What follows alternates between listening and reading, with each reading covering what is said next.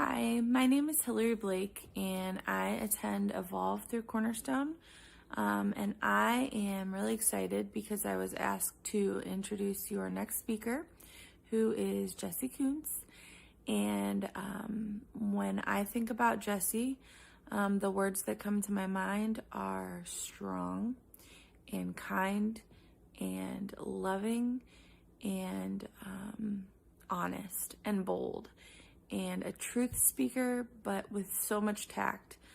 She's really good with her words and communicating what she's thinking and how she's feeling. And she's just somebody that has come so far. And I have been able to witness her life changes and go from a girl who's seeking and lost and broken to a girl who has been healing and has a relationship with God and just grows in so many ways. And it's funny because she'll talk about how God used me in her life, but she has been used in my life as well. And she's a huge inspiration to me, and just seeing the before and after and the choices that she's made to follow God and to be who she needs to be for her kids and her husband, and just the healing that has taken place in her life and will continue to take place in her life over time. And that just is, it just reminds me that there's always hope, and that she's just an example of a life changed by God. And so I am so excited for you to hear her testimony and her story and to hear her speak. And I just want to say a quick prayer for her. So Lord Jesus, I just thank you for this time that Jesse is going to be able to speak and share about how you have changed her life, Lord. And I pray that you would overwhelm her with your peace, your presence, and your calm right now. And just remind her how much you love her, how proud of her that you are, Lord, and how you have huge, amazing plans for her life. And I pray that anyone who needs to hear what she has to say, that their heart would be prepared for this, Lord. We love you and we praise you, and it's in your name we pray. Amen. Now stop crying and give your testimony. I love you. Wow, she knows me well. I'm so thankful that that I got to be introduced by Hillary, because that prayer for peace is exactly what I needed. God always gives me what I need, and I'm so excited to be here today and share with you. But I'm feeling equally blessed to just experience this and hear the other people that are speaking. Count yourself blessed to be a part of this and to be a witness to this, because I know that I am. The word legacy feels heavy and even a little bit fancy, but legacy intrinsically isn't good or bad. It just is what's left behind or laid out ahead for you by those that came before you. If you don't know better, and I definitely didn't, you could look at the legacy that was left for me and see less than encouraging things to build my life on. But a synonym for legacy that I found online is foundation. And that's an easier word for me to wrap my head around. What kind of foundation does generational trauma, paternal abandonment, mental illness, addiction, neglect, abuse, resentment, and apathy provide for a person? Well, I'm going to tell you. I feel like I have to warn you or explain the insane nerves here or the possible eye twitching that might come later. I don't like talking about my childhood. I don't like talking about most of my life, actually. I've carried it around with me in this giant shame sack for decades, convinced that if I let any of it spill out, it would all spill out and it would just consume me. To be frank, I'm an Enneagram 8, and vulnerability is just not my thing. So it basically feels like I'm handing you a hatchet and a map to my Achilles heel. It's been a struggle over the last few weeks as I've prepared for this to not feel a lot of fear. I'm feeling it right now. The shame has overwhelmed me and made me afraid. I've felt humiliation creep up on me more times in the last few days, even than it has in years. I've heard the whispers in the back of my mind that this could be used against me, that these things that I'm sharing could be used to hurt me later, that I should shut everybody out, protect what's mine and what I've managed to keep safe until now. But my husband taught me years ago that when you're in those kinds of attacks, to remember who the enemy is, to put the devil back in his place and remind him that it's not in my mind and it's not in my story. And I know that if I don't share these pieces of myself with you today, you won't be able to see just how good God has been to me, how far he's carried me, and how greatly he's rescued me. How intentionally, though, also, he's used others to reveal himself to me over the span of many years, creating a legacy almost completely from thin air for me to build on, providing hope that I might build an entirely new legacy for my children and their children and their children. And that's what I really want in this. I want you to see, even in the ugliest parts of my story, how good our Heavenly Father has been to me, what a difference was made when others were obedient to him in my life. I want to honor them and honor that by being obedient myself. And I do have faith that God is going to use this vulnerability to finally give purpose to a lot of my pain. So let's start way back at the beginning. My mom used to say that she experienced temporary insanity in the early 90s because although she was already divorced and had 2 teenagers from a previous marriage, she started a new family with my dad and had me at the age of 35 and then my brother just 11 months later. She told me on more than one occasion that she had never wanted more children. She was done. She was ready for the rest of her life. But my dad was the love of her life, and he wanted me desperately. And she thought that giving him a baby would cure his drug addiction. My little brother was a surprise. My dad couldn't have been happier, but neither of us cured him the way that my mom had hoped. My parents were divorced when I was just a toddler, and my father continued to battle his addiction for most of my life. My mom found herself again a single mother to another 2 children that she had never wanted. My father was consumed by his battle with addiction and was never a constant or reliable part of my life. He was awarded regular visitation, but that was an arrangement, not the reality. I've spent years in therapy, years and years and years and years in therapy to get to a place where I can understand that my parents were terrible parents and they loved me very much, and both of those things can be true at the same time. But I didn't know that growing up. I spent the first half of my life thinking that if I could just be good enough, my mom might want me and my dad might stay. I spent the second half of my life rejecting them both in return and struggling to believe I would ever be lovable at all. As a young child, I was severely neglected, both physically and emotionally. As an adult, I often wonder how no other adult in our lives seemed to notice just how bad things were, or if they did, how they could have seen it and looked the other way. We did move a lot and change schools at least once a year, sometimes more, so truthfully, there weren't many adults who had a chance to get to know us well. But we were underweight, often unfed, unbathed, unsupervised, and mostly ignored. Our home was in a constant state of uncleanliness to the extreme.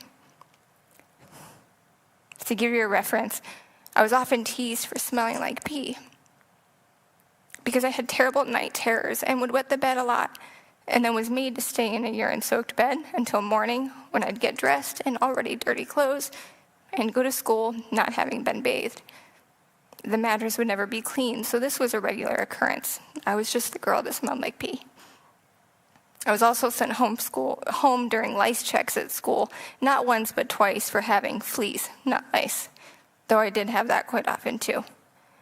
My mom always worked, but my dad rarely paid child support, and there just never seemed to be enough of anything for all of us. The biggest problem that I can see now, looking back on it, was my mother's pride, because I do believe that there are people who would have helped, but she never would have asked even for us. I learned very early on to deny my own needs because that was easier than feeling the hunger when there wasn't dinner or breakfast, and it was easier than feeling the rejection when I'd try to climb up on the couch next to my mom only to have her tell me she didn't want to be touched. Sorry. I'm not sure the glasses are going to last here.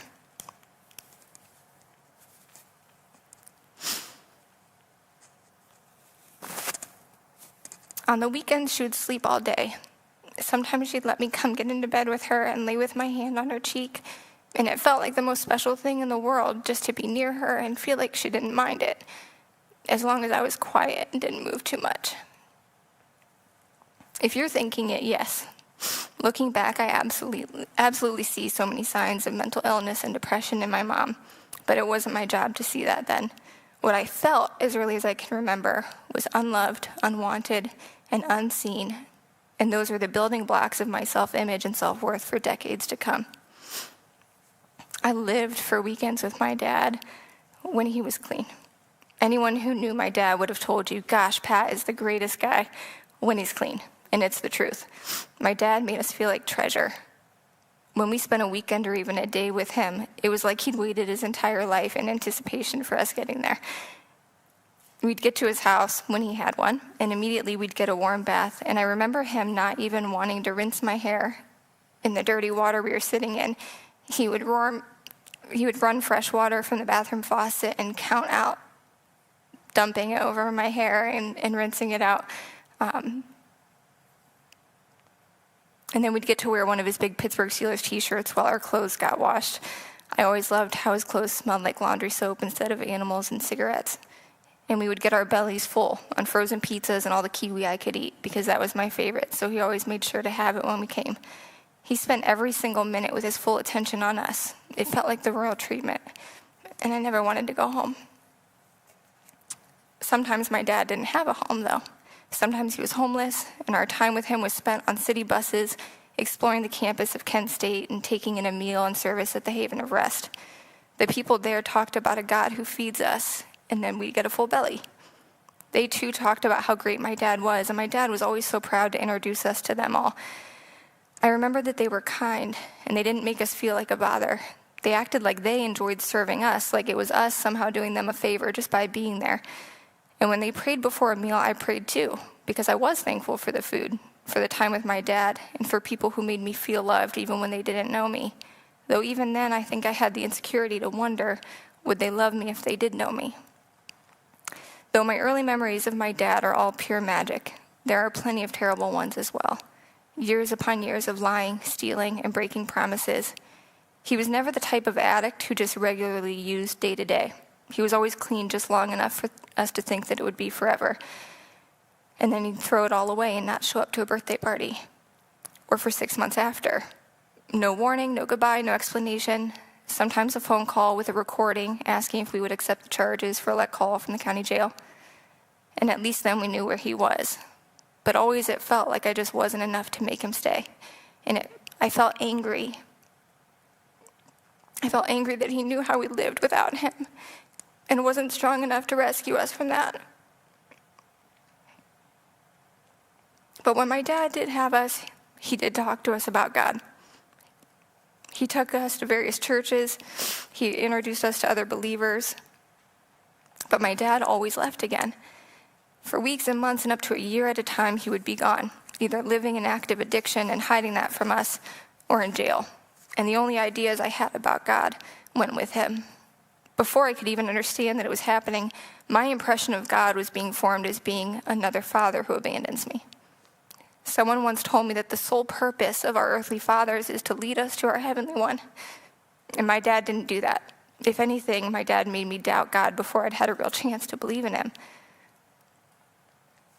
With my mom, we went to church on Easter, Christmas, and Mother's Day, sometimes rarely in between. It was an Episcopal church, and they made us be really quiet, and they told us what to pray with a page number. It would be up on this board at the front of the sanctuary, and you had to pull out the Book of Common Prayer, find the page numbers ahead of time that were listed, and save your space with a little ribbon. Those were my conversations with God out of a book, and I didn't even understand them. It obviously wasn't all that important because we didn't get name tags like all the other kids, because we weren't known or expected.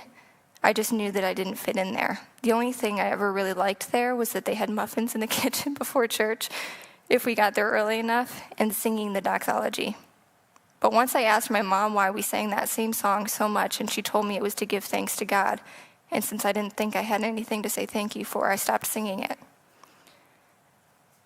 I spent all of elementary and middle school developing a growing awareness that my life wasn't what everyone else was experiencing. At some point, some invisible line got drawn between the good kids and the kids who were no good, and though I certainly never picked a side, I got put on one. I was the constantly new kid with dirty clothes, tangled hair, and a mom who never showed up to anything, not even parent-teacher conferences. The good kids that lived nearby were never allowed to come out and play with me.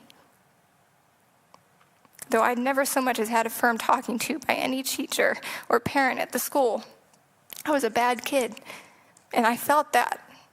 And I felt it at home too, where I was almost constantly being yelled at, told to go away, or punished, and rarely knew why. I honestly believed, and still do, that it was merely for existing. My mom got married once more after my dad, to a horrible man, and then dated several others after that failed marriage, each one somehow meaner than the last.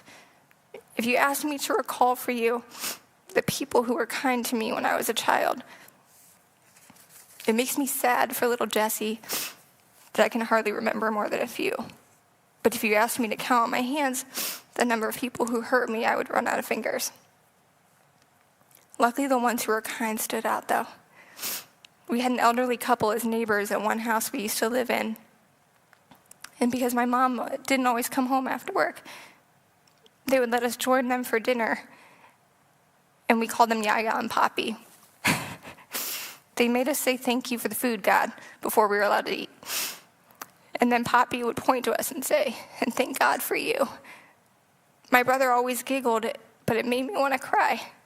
And I never knew why, but it did. Then in 5th grade, I had a really great teacher, Mrs. Mazel. She had a daughter my age. Some of the kids in class went to church with her, and they always talked about being able to play with her daughter after church. Sorry, more memories.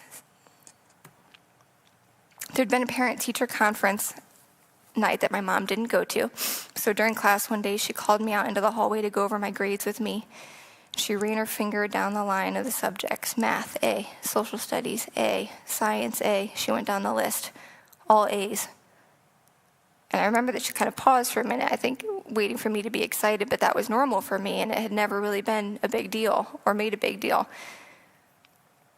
But she said, Jessie, you are very, very bright. Even with all the changes that you've had, all of the new schools, everything that goes on at home, you're an amazing student. You're a good girl, Jessie. And if you work hard, you can have whatever kind of life you want to have someday. I remember wondering what it was like for her daughter to have a mom who said things like that all the time.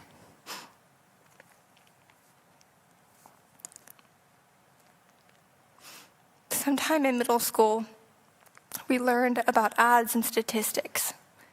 I started to play this little coping game with myself. What are the odds that something else bad will happen to me when all these other things already have? I would have fear about something like my mom leaving me, and I'd say to myself, what are the odds that I would lose my mom when I already don't get to have a dad? And that would make me feel better. And then I came home from school one day, and my brother and I got off the school bus to see police cars in our driveway. They were there for my mom, and a social worker arrived a few minutes later for us. My mom told us that it was a mistake, and we'd be home in a few days, but we spent months in a terrible foster home, and then a year with an aunt in Michigan. The odds that I had created were wrong, and I started to realize the odds were not at all in my favor. In fact, upon further research, I'd learned that it turns out the more bad things that happen in a child's life, the less likely they are to have a successful adult life. Considering the raw data of my childhood, I began to understand that I was statistically set up for complete failure. This is why when we got asked what we wanted to be when we grew up, and all the other kids shared their big dreams of being superheroes and athletes and movie stars, I said I wanted to be happy. Because even when I was little, that seemed unlikely.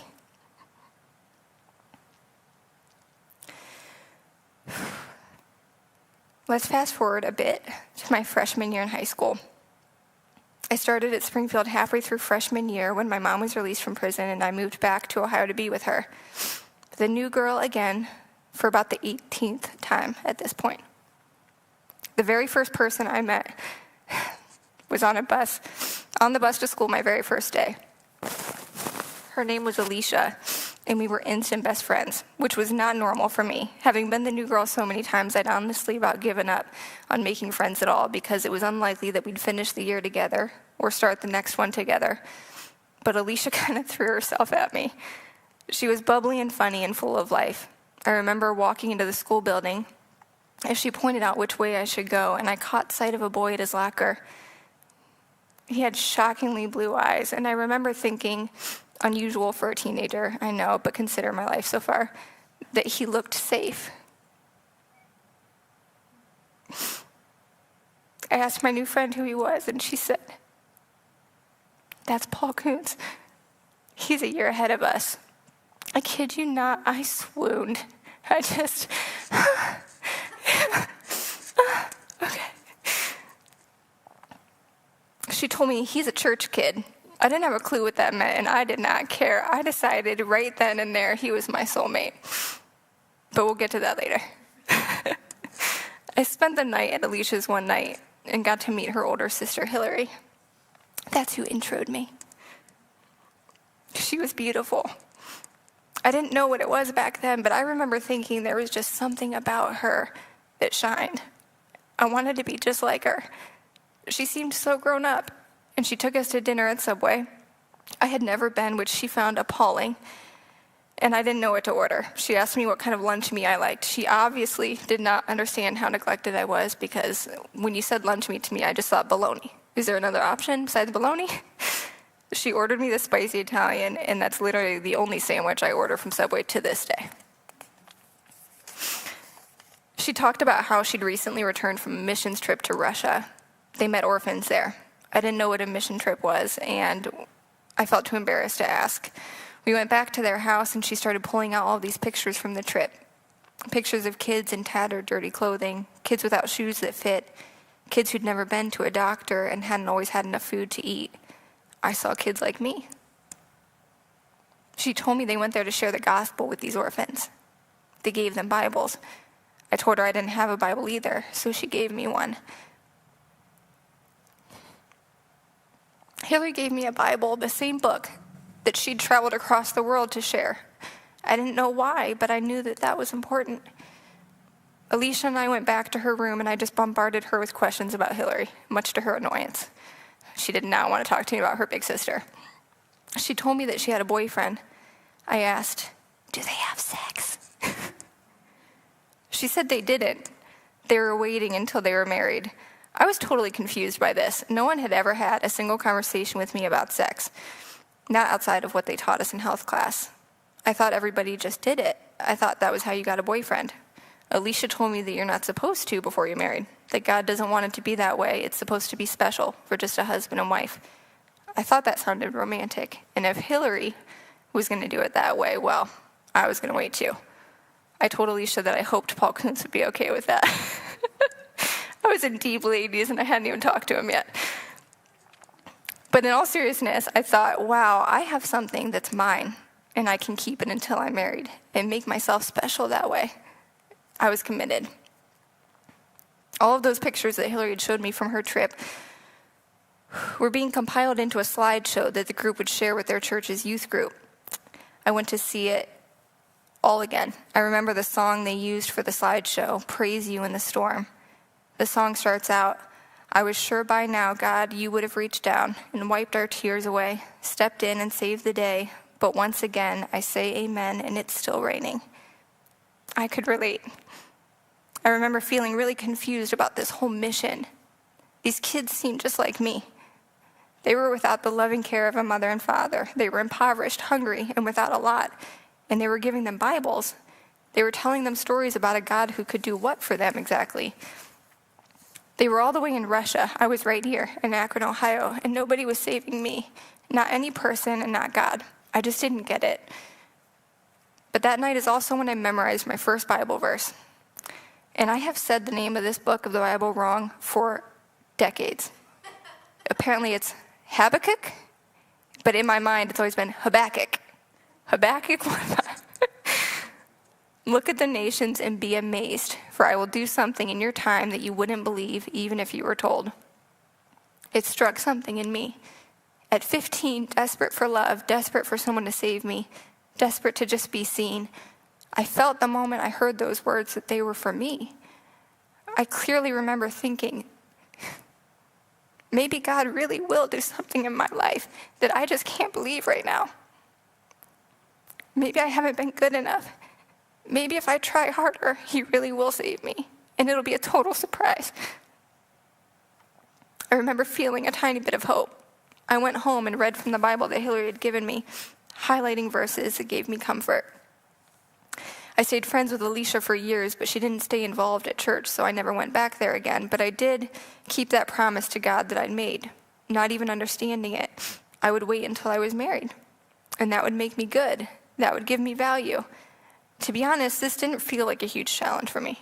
I was already known for being a big old prude.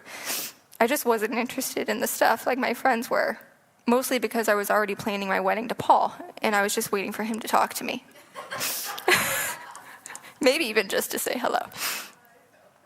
Still, difficult or not, when I was very aware of what everybody else was doing, I felt proud of my commitment, and I felt like God would be proud of me too.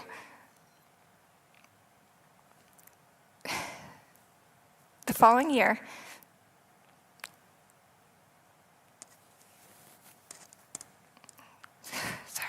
sorry. The following year, I was raped at a party. That was my first experience with sex. It was one of my first experiences with a boy of any kind at all. When it was happening, I yelled for help and no one came. I prayed that God would save me, and he didn't.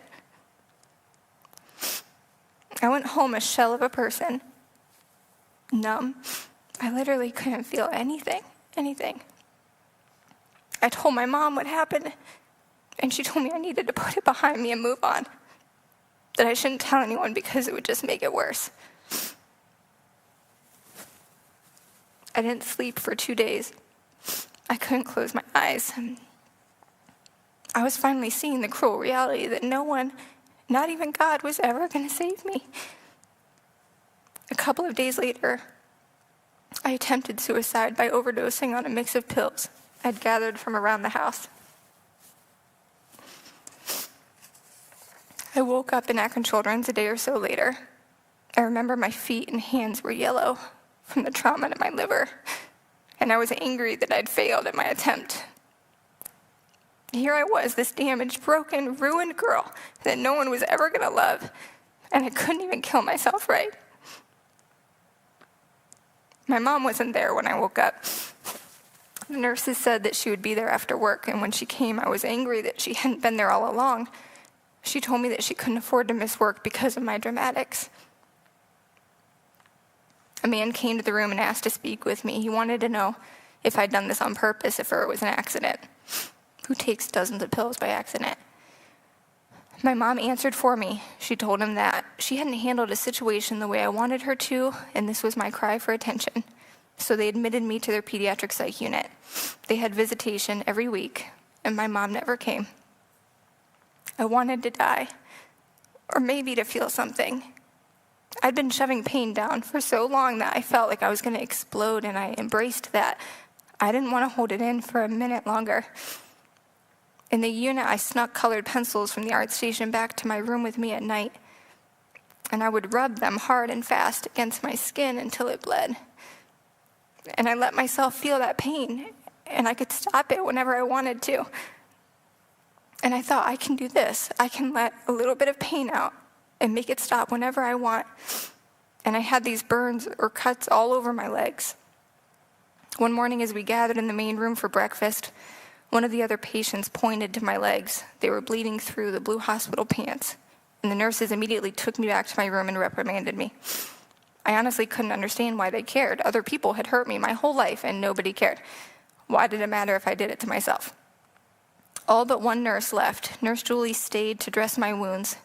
I sat at the edge of the bed as she applied medicine to half a dozen or so bleeding lines on my thighs. I flinched when she touched me, and not because it hurt. She was slow and gentle and quiet, and I could hear her breathing as I held my own breath. I looked at her face, and I saw that she was crying, and it made me really uncomfortable. I didn't want to look at her. She finally said, "My husband committed suicide." And I said, "Oh." She said, "I know that you're hurting so badly that you can't see the light on the other side of this. But suicide is a permanent solution to a temporary problem." And I remember thinking, but I'm a permanent problem.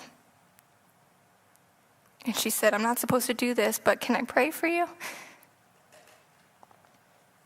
Honestly, I felt bad for the woman. I didn't want or need her prayers, but she seemed to need it, so I said, okay. She prayed that God would heal my wounds, the ones on the inside too. She prayed that I would be protected, and that in time I would see the light on the other side of what I was going through. And I cried when she left, and soon my time there was done, and I went home again. I had to return to school, where the person who attacked me was a student in an older grade. He was popular, and I never had been. A few friends had heard about the party and said that they heard we'd hooked up. I thought about what my mom had said about not telling anyone what happened, and he was telling this story. So I went along with it, and suddenly I was a slut.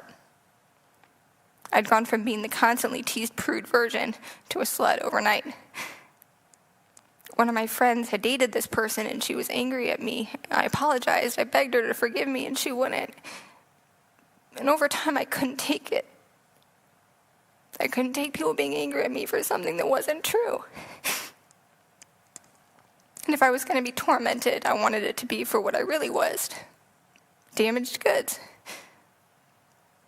So I told my friend the truth, and she told others, and then I was a liar. Despite 18 moves between kindergarten and 9th grade, I'd always maintained perfect grades. I loved school, I loved learning. Even when I was young and got teased for being dirty or wearing the same clothes for days in a row, I endured it and I found a way to enjoy it. But after the attack and my attempted suicide, I was more than fragile. I started skipping school to avoid seeing the person who hurt me and all of his fans and followers. These kids were brutal. I had gum put in my hair, clothes stolen from my gym bag, awful names written next to mine on bathroom stalls, and even when I went home, this was the new age of social media, although back then it was MySpace and Instant Messenger. And the attacks just kept coming. A bunch of kids had created this malicious narrative around the night of that party, and I didn't know how to defend myself when I was struggling to process it myself. Had I done something to ask for it? Had I led this person on? Did I look like one of those girls? Was I being punished? Did I just deserve for bad things like that to happen to me? If I was innocent, wouldn't someone defend me? Did God just hate me?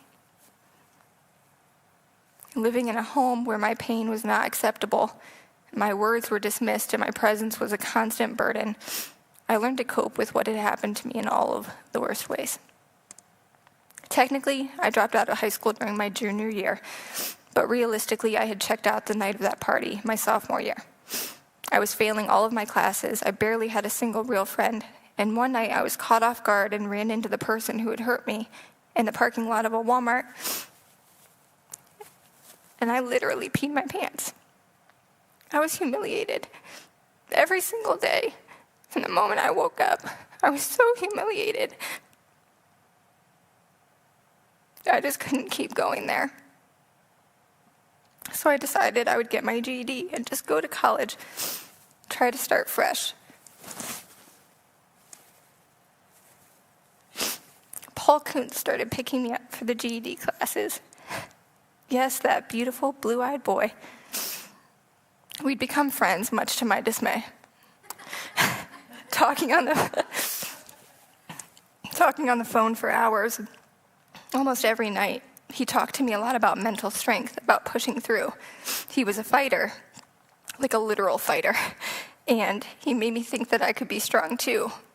And then he got a girlfriend and wouldn't talk to me. I was crushed. I know that it's ridiculous, but I really did think that we were soulmates. I really did believe it was love at first sight, at least for me. But I got my GED and I started classes at Kent State. But I struggled to focus. I couldn't make up my mind about a major. I had absolutely no idea what I wanted to do for the rest of my life because honestly, I still didn't feel very motivated to have a rest of my life. I sort of just wanted to get it all over with. I continued to be hot mess Jess for a few years. I even joined the Army, only to be medically discharged during training. It's a whole story of its own, but we'll just leave it at I'm way more brains than brawn. I came home I came home and spent almost a year walking with a cane. My body finally matched my insides, broken, damaged. But at some point in this time, I had moved beyond heartache and depression into apathy. I just didn't care anymore about anything. What was the point? People were cruel liars who would only break promises and hurt you. Every single thing I'd tried to do to be good left me more broken than I had started, and I was done trying. Just side note, because, I can't not talk about the Enneagram for at least 1 second, even though it's not in here. But one of my biggest fascinations with the Enneagram is always wondering, when did I become an 8? Is that really who you are your whole life? Do your experiences change you? Because I felt like mine did. I felt like I wasn't always the angry, challenging 8 that I am now. Anyways, okay, so the Christmas after I'd been discharged from the Army, Paul Kuntz came home to Ohio from Fort Drum, New York on leave for the holiday, and he called me over for a visit. He'd been in and out of my life for years at this point, always as a friend, despite knowing I wanted much, much more. On this visit, though, he was finally saying all of the things I'd dreamt of him saying to me. After almost 8 years of him popping in and out of my life and keeping me in that friend zone, this time was different. That visit turned into a first kiss, which turned into other firsts for us. He left Ohio without making any big promises, but it felt like I was finally getting what I wanted for so long, and I could not believe it. About 6 weeks later, I was staring at a positive pregnancy test. I had never wanted children. I'd known that from the time I was young. Someone like me had no business raising a human being. Despite myself, I remember feeling a few moments of excitement at the idea of a tiny little baby of my own. And then the reality of my situation hit me like a brick wall. Paul was going to hate me. Just when he was finally returning feelings I'd had for years, I was now about to ruin his life and live the rest of mine being resented. Paul had just left the post for the field, which is just like a training exercise, which meant he was completely unreachable for the next several days, which did not stop me from trying to call him about 6,000 times. When I finally did reach him and when it all sunk in, he didn't hate me, and he wasn't angry. In fact, he wondered out loud if maybe we should get married. I wanted to puke. I saw my mother's life and my future, though for me it wasn't intentional. I saw Paul being trapped and then hating me for it later. I told him I wasn't going to marry him just because I was pregnant, that I could do this on my own if I needed to, that I didn't want him feeling like he owed me anything. I told him he shouldn't marry someone he doesn't love just because we accidentally got pregnant, and he acted completely appalled. He said, "I do love you." Skeptical, I said, "Since when?" I would love to know. I've been stalking you for 8 years. And he said, "I always have. I've always known that you were the one that I would marry." And because I'd spent a lifetime being lied to, I knew that he was telling me the truth. Paul and I spoke every day, but he was posted in Fort Drum, New York, and I was here in Ohio, pregnant, hormonal, and still fairly convinced that he was going to ghost me at any moment. It didn't help that several weeks had passed since I told him I was pregnant, and he still hadn't told his parents. I felt like a dirty secret. I'd only met them a couple of times over the years, always introduced as a friend, and I was terrified. He finally did tell them, though, and they immediately invited me over to their house to meet them in this new context, as the girl their son accidentally was having a baby with and getting married to. My mom agreed to go with me, but I'm sure that you can understand from what I've shared why that wasn't a huge comfort. As a mom to a boy myself now, I can imagine the scenario in my head. I can imagine my son calling me one day and saying, "Hey, Mom, remember that friend of mine you met a couple times? Well, she's pregnant, we're pregnant. Oh, and we're going to get married." I can imagine what that would do to my mom's heart. The worry and fear that I would have over what would now be the rest of his life, I was terrified of how I would be received. I knew that Paul's family was religious. I knew what kind of idea they must have of me, and I was prepared for judgment and possibly a lecture. But nothing could have prepared me for what really happened. I was welcomed with open arms. Paul's mom, Brenda, was about the most comforting presence I'd ever encountered. And when I sat down with her and I looked at her familiar blue eyes, I saw the very same thing that I saw the first time that I saw Paul's. I saw safe. Over the months to come, this woman who had every earthly and maternal right to hate me, judge me, reject me, whatever, she only loved me. She told me regularly that everything would be okay, that she was holding us in prayer. She spoke to my insecurities with Paul, assuring me that her son, yes, really did, really, Jesse, really, he really does love you. Really, for real.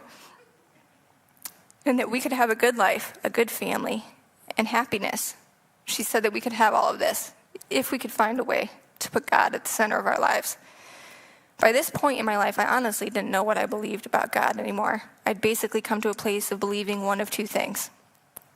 Either there was no God at all, and he and religion were just what people grasp at for some sense of false security, or he was real, and he wasn't something that I wanted anything to do with, considering the way he'd completely and utterly abandoned me my entire life. But I wanted my mother-in-law to like me. So when she invited me to church with her, I dug out that old Bible that Hillary had given me, and I went. Have you ever been to an apostolic Pentecostal church? Anybody? I don't know what's louder, the preaching, the praying, or the hair. These people get down with Jesus, okay? Talk about culture shock. I went from my childhood Episcopalian experience of stand, sit, kneel, stand, sit, kneel, amen, to people shouting while the pastor was preaching, jumping up and down during worship, running victory laps in the sanctuary, and most initially uncomfortable part for me, laying hands on each other in prayer, like they touched each other while they were praying. Do you know what would have happened in an old Episcopal church if I had reached forward and put my hand on the woman in front of me? I would have gotten smacked, either by her or my mother. I don't know which.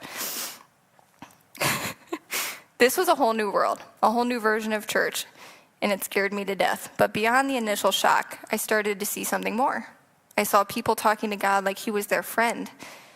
I saw people worshiping him like it gave them life to do so. I saw people fired up about Jesus like I didn't know people could be fired up about Jesus.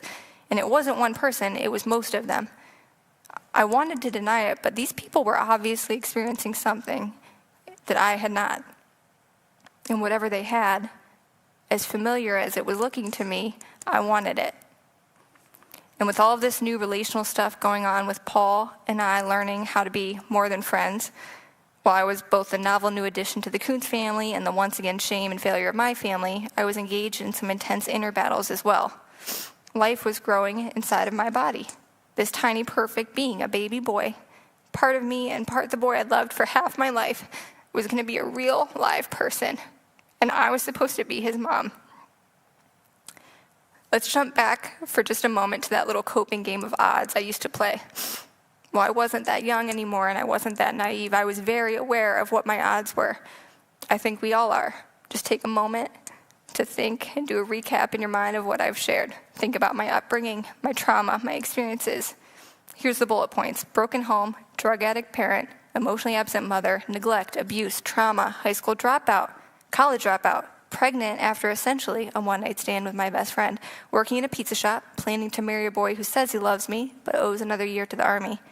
Now picture that person with a baby and tell me it doesn't make you slightly uncomfortable. I had faced a lot of fear in my lifetime, but I'd never been as terrified of anything the way that I was of becoming a mom. On September 2nd, 2012, Abel was born. He was and still holds the title of the most beautiful baby I had ever seen. When my water broke 3 weeks early, Paul rushed here from New York. He didn't make it in time to see Abel born, but at my side were my mom, my mother-in-law, and my best friend Amanda. One of them had Paul on speakerphone as he pulled over to the side of the road to listen as Abel made his way earthside. And I remember when I reached down and pulled Abel up onto my chest, being so thankful that he existed, and wondering how I'd ever wondered if God was real. Because Paul and I certainly couldn't have made this by ourselves. In a single moment, I had a family. It was around this time that all of the faking I'd been doing at church with Brenda was suddenly very real. I couldn't afford for it to be fake. I had something to lose now, something I'd never had before. I also had something to be thankful for, and if I ever was to lose it, I was going to make sure I'd never taken it for granted. Nearly every day of Abel's life, starting right there in the hospital, I have prayed that God would parent through me, that he would always hold Abel close, protect him from my mistakes, and help him to know how loved he is. I knew that I wasn't cut out to be a very good mom. I knew that, as always, the odds were not in my favor, but I was counting on the fact that our God isn't one to concern himself with statistics. Though I hadn't always seen it, he had been faithful to me my whole life. And now I would spend mine seeking him and sharing his goodness with my new family. It's been 8 years this month since I became a mom. There's a lot of story in that time that I could still share, but truthfully, I've struggled to come up with the words. I wish that I could tell you that following Christ has kept everything up and to the right, but that wouldn't be true. There have been great losses, huge failures, more little mistakes than I could possibly count. But I don't really see those so much. I wake up every day and I see a life that I was never supposed to get to have. I see redemption. Every hole that was left in my life and in me, God has filled with himself so completely. When my heart ached for a warm and kind mother my entire life, God was preparing Brenda Kuntz for me, who has lovingly prayed for me, encouraged me, and taught me so much about how to be the kind of mom I want to be. When I lost my mom 4 years ago, and the grief was a confusing, ugly beast that tried to swallow me whole, God helped me finally forgive her and see the ways that she did love me. And when I'd given up hope that my dad would ever stay, God was giving him a chance at redemption too, a grandson. My dad has been clean for over 8 years. He's the best gramps in the world to my babies, and he's on this path toward Christ right beside me. Hillary and I reconnected several times over the years and finally stuck when I reached out to her just last year, and I asked her to tell me how she talks to her kids about God because I knew that I could do better but needed help. She wrapped me up like a warm hug and never let go. She dragged me to a women's group called Evolve, where I got invited to a church that became a home. I'm not a fan of snagging scripture out of context and claiming it as a promise for ourselves, but I do believe that first Bible verse I ever memorized, God shared that night for me to hear. Habakkuk 1:5. Look at the nations and be amazed, for I will do something in your time that you wouldn't believe even if you were told. If you told me at any time in my life that this was going to be my life, I wouldn't have believed you, and I truly am amazed. I remember wishing for a chance at being happy, but I never imagined that anyone got to have a life like this. I didn't even know to wish for this kind of joy. I'll wrap up, bringing us back to where I started. A legacy on its own isn't good or bad, it just is. It's what's been left for you by those who went before you. The legacy that had been left for me wasn't one I could ever have built a joyful or meaningful life on. So God very intentionally placed people in my life, each planting a seed, giving me a glimpse of who he was, so that when the time came that I was seeking him out, I recognized him when I found him. The pastors and volunteers at the Haven of Rest, Yaya and Poppy, Mrs. Mazel, Nurse Julie, Hillary Blake, Brenda Kuntz, my best friend and husband, Paul. Each of these people simply responded to what God put on their hearts in a moment. Some of these moments probably seemed so insignificant to them, but each of these moments was a glimpse at the face of Jesus. I understand now how someone else's obedience changed my life, and so I will keep saying yes too. I will keep stepping out where God calls me, and in doing so, I have faith that I'll be creating a whole new legacy, one that will bless my children, and their children, and their children. A legacy that doesn't point back to me, but points straight to Jesus. Thank you for your goodness and your kindness and your generosity to us. It lasts through our lives. I love you, Lord. Oh, your mercy never fails me. All my days I've been held in your hand.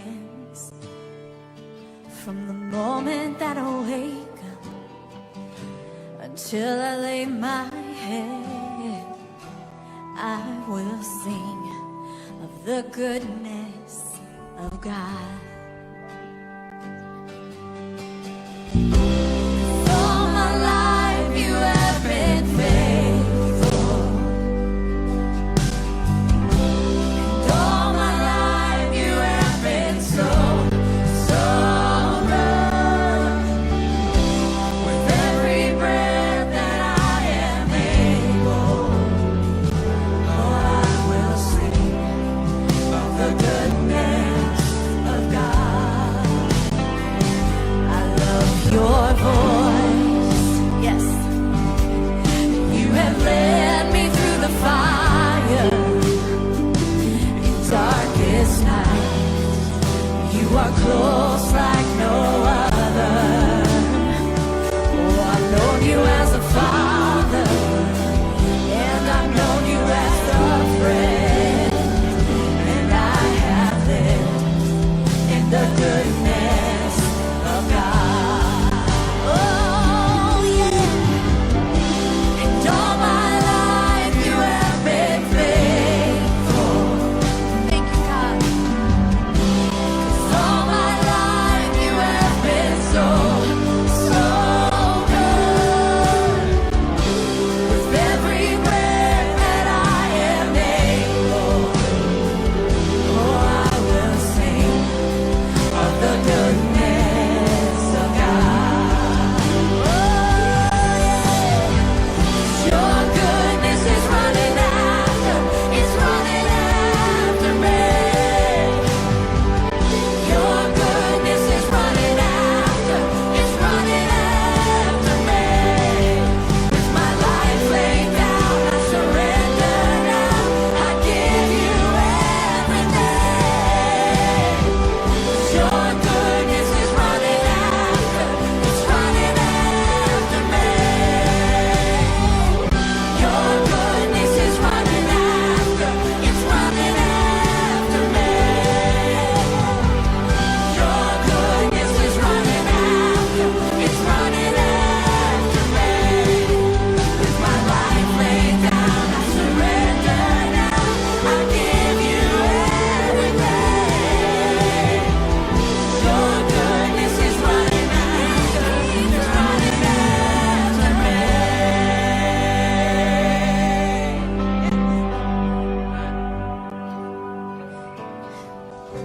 'Cause all my life you've been faithful. All my life you have been so good. So with every breath that I am able, oh, I'm gonna sing of the goodness of God. Oh, yeah. All my life you have been faithful. And all my life you have been so good. With every breath that I am able, oh, I'm gonna sing of the goodness of God. I'm gonna sing of the goodness of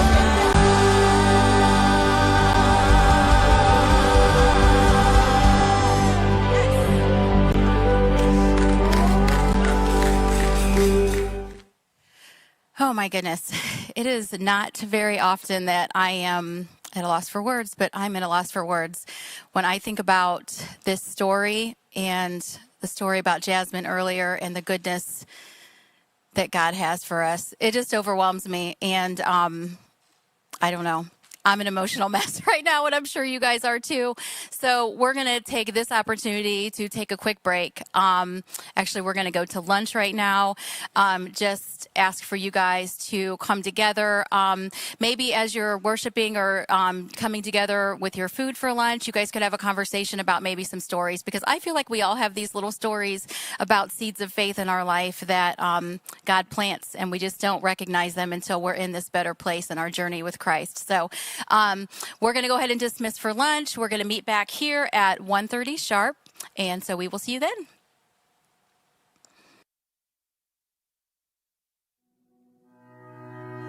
There was a time that I swore I would never go back. I was blind to the truth, didn't know what I had. And I was running, I was searching, but every place I turned for healing left me more broken than the last.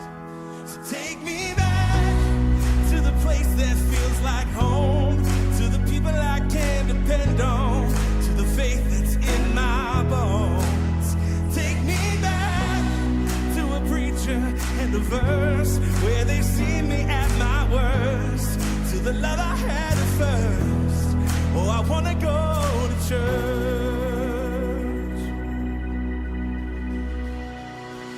I tried to walk on my own, but I wound up lost. Now I'm making my way to the foot of the cross.